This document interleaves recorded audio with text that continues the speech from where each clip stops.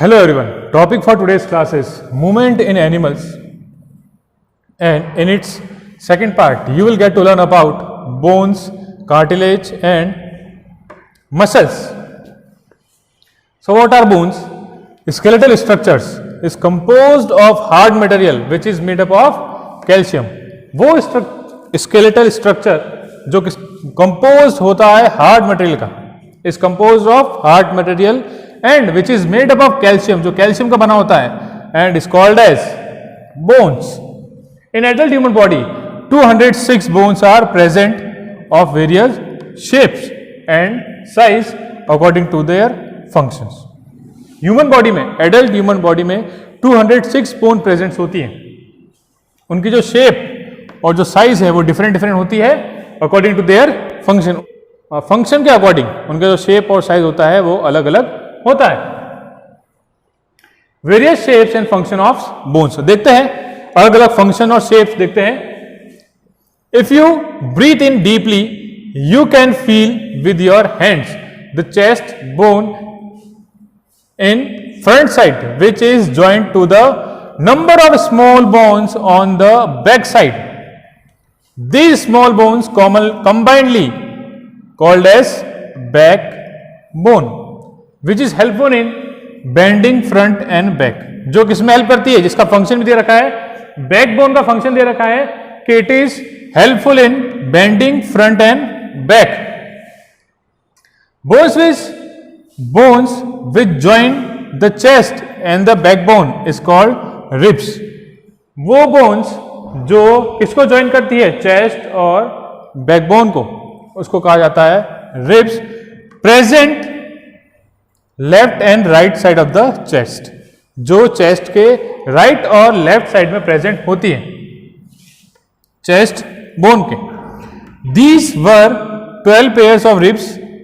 These bones combinedly called rib cage. इनके 12 pairs present होते हैं. चेस्ट बोन्स जो होती है उनके लेफ्ट और राइट साइड में प्रेजेंट होते हैं और टोटल नंबर ऑफ पेयर्स कितने होते हैं, 12. और इसी को कहा जाता है कंबाइंड फॉर्म में रिब केज. इसको क्या कहा जाता है, रिब केज कहा जाता है. It protects lungs and heart from any mechanical wear and tear. अब इसका काम क्या है, रिब केज का फंक्शन क्या है, to protect lung and heart, to protect lung and heart from any mechanical rear and tear. ये इसका फंक्शन है. and if you will touch just below your stomach area you will find the presence of pelvic bone. आपने stomach के नीचे अगर touch करते हो तो वहां पे आपको किसकी प्रेजेंस होगी, प्रेजेंस फील होगी पेल्विक बोन की.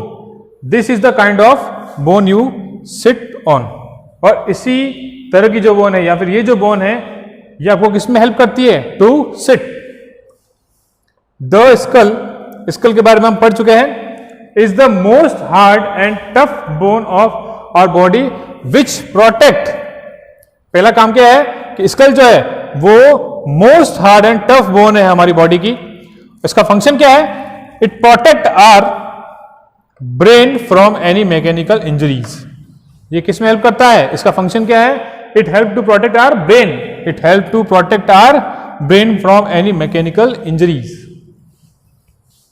जैसा आप देख सकते हैं ये है रिब केज, ये है रिब केज, ये होते हैं 12 पेयर्स. ये है बैकबोन्स और ये है चेस्ट बोन, जैसा कि आप देख सकते हैं यहां पर.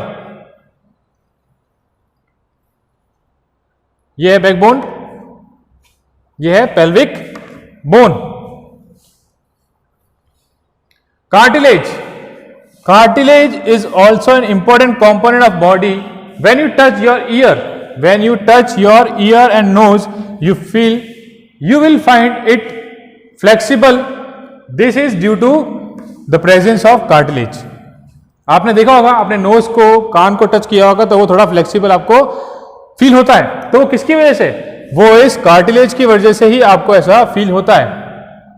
It is softer and more flexible than bone. ये क्या होता है, कार्टिलेज जो होता है more flexible and more softer होता है बोन से. Cartilage is also found between the joints of knee and hips. ये और कहां पे पाया जाता है? Found between, it is found between the joint of knee and hips. Muscles are attach to the bones. जैसा कि आपको पता है कि मसल्स जो है they are attach to bones के अटैच होते हैं। Is responsible for the movement of human body. और इसका फंक्शन क्या है? It is responsible for movement of human body. There is a change in the length of muscles due to contraction and relaxation. Muscles में change आता है, muscles की size जो increase और डिक्रीज होती है वो किसकी वजह से?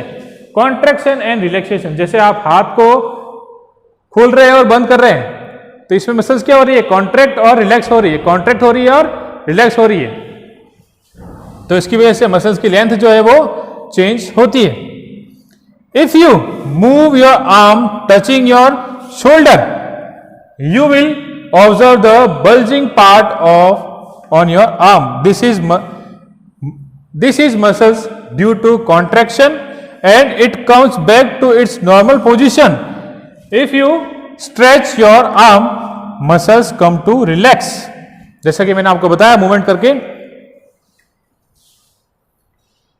ये देख सकते हैं आप, contraction of muscles, relaxation of muscles. आज की क्लास में इतना ही। Thank you.